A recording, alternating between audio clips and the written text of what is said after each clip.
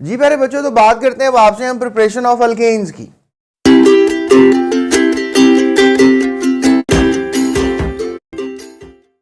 कि आखिर जो अल्केन्स हैं इनको कैसे प्रिपेयर किया जाता है। प्यारे बच्चों, अल्केन्स को प्रिपेयर करने के फिलहाल बहुत से मेथड्स हैं। आपको ये सेकंड ईयर में जब ऑर्गेनिक केमिस्ट्री आएगी वहाँ पे हाइड्रोकार्बन्स एक मरतबा फिर आपको पढ़ाया जाएगा।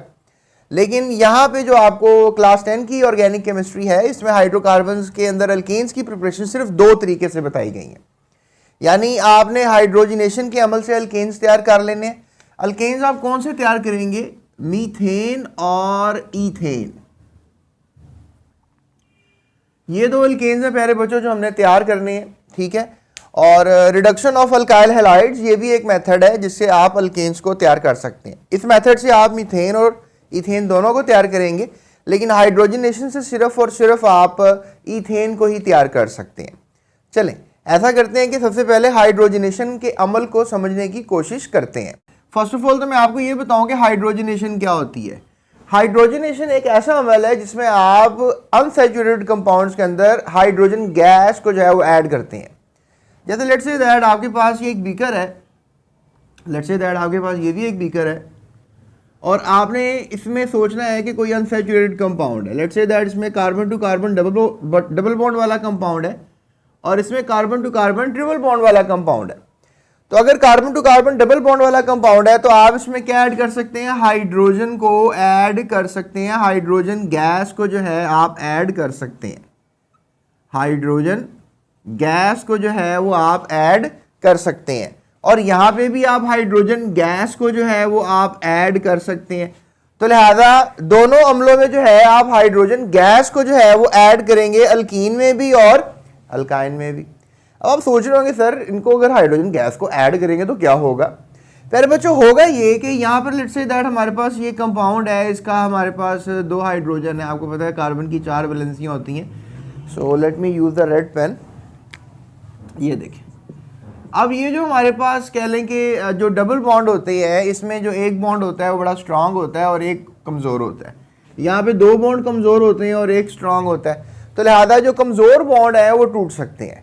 लेट्स से दैट कि जो हमारे पास ये ब्लैक लाइन है, ये एक रेड लाइन एक कमज़ोर बॉन्ड है और ये टूट गया और वैलेंसी यहाँ पे भी निकल आई और यहाँ पे भी निकल आई।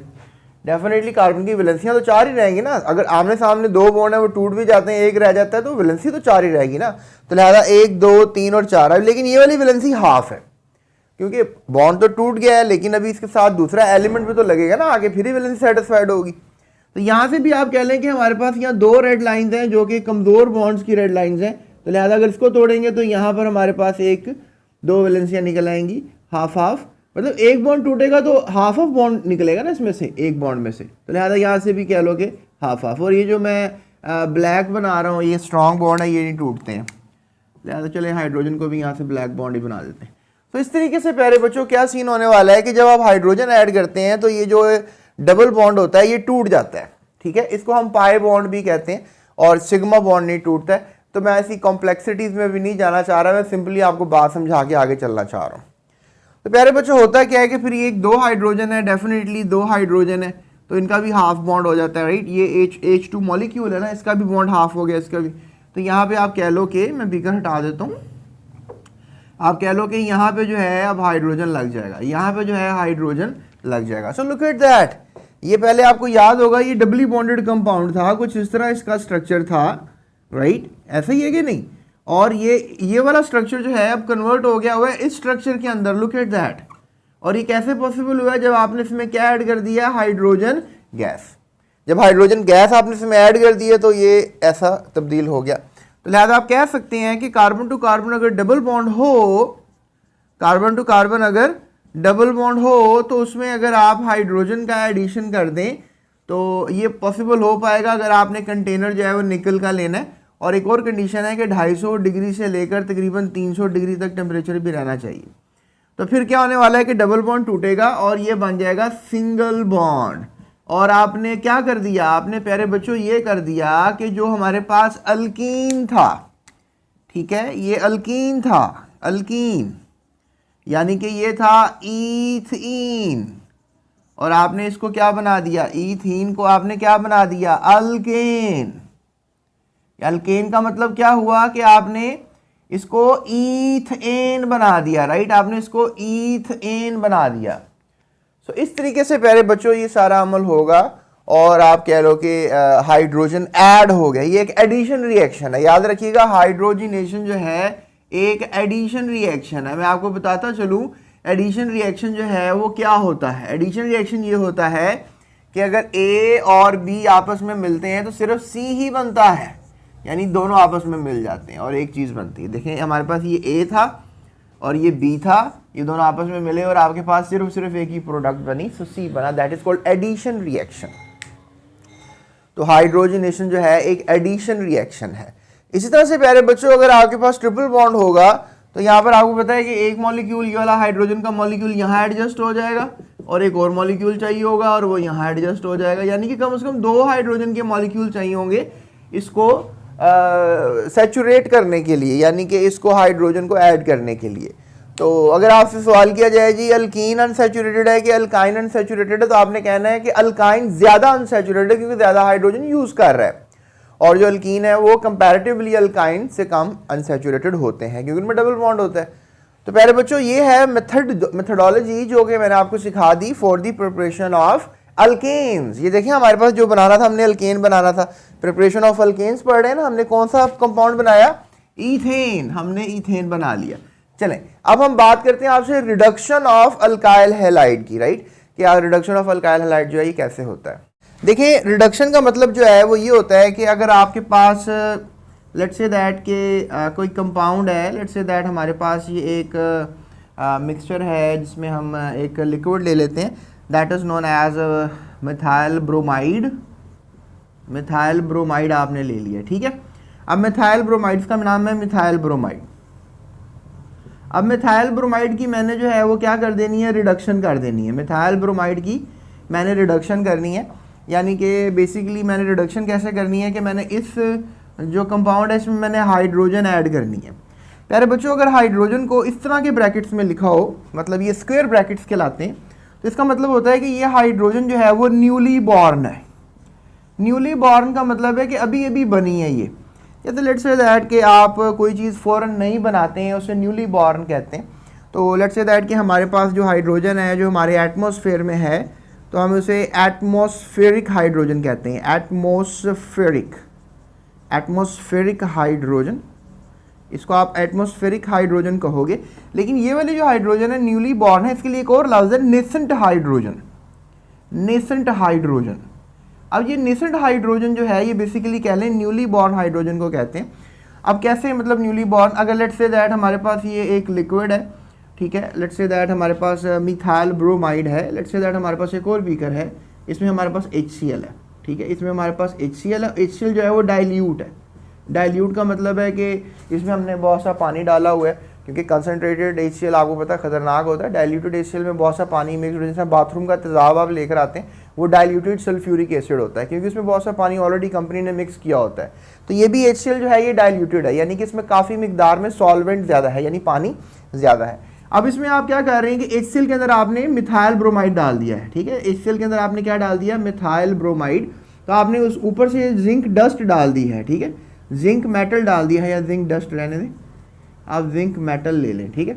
जब आप इसमें जिंक डालेंगे तो फिर क्या होगा कि जो जिंक है बेसिकली वो HCl से जो है वो रिएक्ट करेगा और फिर क्या बनेगा, जिंक क्लोराइड, और साथ हाइड्रोजन गैस जो है वो बनेगी। और ये हाइड्रोजन गैस को बजाय कि आप H2 लिखें, आप इसको 2 ब्रैकेट स्क्वायर ब्रैकेट्स H लिख लें, क्योंकि ये न्यूली बॉर्न है, क्योंकि ये न्यूली बॉर्न है। अब ये जो हाइड्रोजन गैस बनी ये क्या करेगी, अब डेफिनेटली जब जिंक आपने डाला तो HCl और जिंक आपस में मिल गए और उन्होंने क्या बना दिया, जिंक क्लोराइड और हाइड्रोजन गैस, जो कि न्यूली बॉर्न है, नेसेंट हाइड्रोजन। अब ये बड़ी रिएक्टिव होती है comparative with the molecular hydrogen, atmospheric hydrogen. ये वाली हाइड्रोजन थोड़ी सी ज़्यादा रिएक्टिव होती है। तो ये क्या करेगी, फ़ौरन जाके मिथाइल ब्रोमाइड से रिएक्शन करेगी। देखें हमारे पास मिथाइल ब्रोमाइड है और ये न्यूली बॉर्न हाइड्रोजन है। अब क्या होगा कि जो हाइड्रोजन है वो ब्रोमीन को रिप्लेस करेगी। ये वाला जो रिएक्शन है इसको हम कहेंगे सब्स्टिट्यूशन रिएक्शन। अब ये सब्स्टिट्यूशन रिएक्शन क्यों है, इज जस्ट बिकॉज कि अब ये ब्रोमीन जो है वो यहाँ से चला जाएगा और यहाँ पे 2 हाइड्रोजन है ना, तो एक हाइड्रोजन यहाँ पे आ जाएगा, तो ये देखिए CH4 हो जाएगा, राइट। और ये जो ब्रोमीन यहाँ से गया था, लेट्स से दैट ये 2 हाइड्रोजन है, राइट। और जो ब्रोमीन यहाँ से गया था वो किससे मिल जाएगा, हाइड्रोजन से, और क्या बन जाएगा HBr, that is hydrobromic acid, hydrobromic acid. तो ये सारी बातें आपको याद रह जाएं, ये भी एक बड़ी अच्छी स्टोरी है कि आपको ये स्टोरी याद रह जाए। बहरहाल रिएक्शन तो याद रखना है आपने। सो ये रिएक्शन प्यारे बच्चों होगा, और ये जिंक और HCl की मौजूदगी में होगा। आपको बोर्ड में MCQ भी आ सकता है कि अगर हमने रिडक्शन, ये इसको हम अल्काइल हैलाइड कहते हैं बेसिकली, ये जो कंपाउंड है इसको हम बेसिकली अल्काइल हैलाइड कहते हैं, right. This is basically halide, ये हैलाइड है, और ये है अल्काइल, अल्केन से बना है ना ये अल्काइल। आपने ऑर्गेनिक केमिस्ट्री में मुझसे सीखा था कि जो अल्काइल रेडिकल्स हैं वो भी बनाए जा सकते हैं। तो ये अल्काइल रेडिकल है और ये मैंने आपको बनाना सिखाया है ऑर्गेनिक केमिस्ट्री में। जैसे मीथेन था, हमने इसमें से क्या किया था, हाइड्रोजन को कम कर दिया था, मीथेन से हाइड्रोजन को कम कर दिया था। तो मीथेन से जब हाइड्रोजन को कम करें तो वो CH3 बन जाता है ना, दैट इज मीथेन, ठीक है, that is methane and that is methyl, that is methyl. तो मीथेन से मीथाइल माइनस हाइड्रोजन, तो ये आपने याद रखना होता है। तो दैट इज अल्काइल, इसको आप कह सकते हो मीथाइल, मीथाइल हैलाइड, हैलाइड कौन सा है, ब्रोमीन वाला है, दैट इज ब्रोमाइड। तो लिहाजा मीथाइल ब्रोमाइड जो है उसकी रिडक्शन हो गई। कैसे हो गई, उसमें हाइड्रोजन ऐड हो गया और सब्स्टिट्यूशन रिएक्शन है, यानी ब्रोमीन जाएगा, हाइड्रोजन आके लग जाएगा, CH4 बन गया, ठीक है। स्टोरी यहाँ पर खत्म नहीं होती, इसका अगला मेंबर ले लें। होमोलोगस सीरीज में आपने पढ़ा था कि इसमें CH2 ऐड कर देंगे, ये देखें CH2 ऐड कर दिया, अगला मेंबर बन गया, that is called ethyl bromide, ethyl bromide. तो इसमें भी हाइड्रोजन ऐड होगा, ब्रोमीन चला जाएगा और हाइड्रोजन आ जाएगा, ये क्या बन जाएगा, CH3 और CH3, ये देखें CH3 और CH3 बन जाएगा। और साथ जो हाइड्रोजन 2 थे ना, एक तो इधर लग गया, एक जो बचा वो ब्रोमीन से लग जाएगा, तो क्या बनेगा, HBr बन जाएगा, हाइड्रोब्रोमिक एसिड, राइट। तो इस तरीके से ये हमारे पास स्टोरी जो है ख़त्म हो जाएगी। So that makes an idea प्यारे बच्चों, डाइल्यूट HCl और जिंक की मौजूदगी में आप इथाइल ब्रोमाइड या मिथाइल ब्रोमाइड की रिडक्शन कर सकते हैं, उसमें हाइड्रोजन को ऐड कर सकते हैं। जब हाइड्रोजन को ऐड कर देंगे आप, तो मिथाइल जो है वो मीथेन बन जाएगा और इथाइल जो है वो ईथेन बन जाएगा, राइट। देखिए हमने क्या प्रिपेयर करना था, हमने बेसिकली अल्केन्स को प्रिपेयर करना था। हम क्या कर रहे हैं, प्रिपरेशन ऑफ अल्केन्स। तो मीथेन भी एक अल्केन है और इथेन भी एक अल्केन है। So that is the way to prepare ethane or methane by reduction of alkyl halide. And I hope so कि आपको प्रिपरेशन समझ में आ गई होगी, पहली भी याद होगी।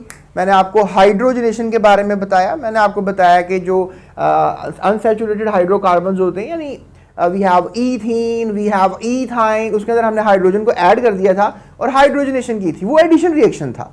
लेकिन ये वाला रिएक्शन कौन सा रिएक्शन है, सब्स्टिट्यूशन रिएक्शन।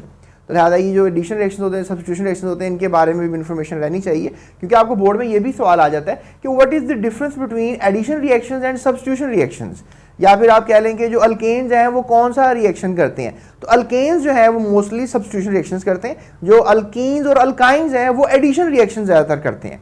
तो ये बात बोर्ड में आ जाती है जो बड़ी दफ़ा पूछी गई है, तो इसलिए मैं आपको बार बार जोर लगा रहा हूँ और बताने की कोशिश कर रहा हूँ।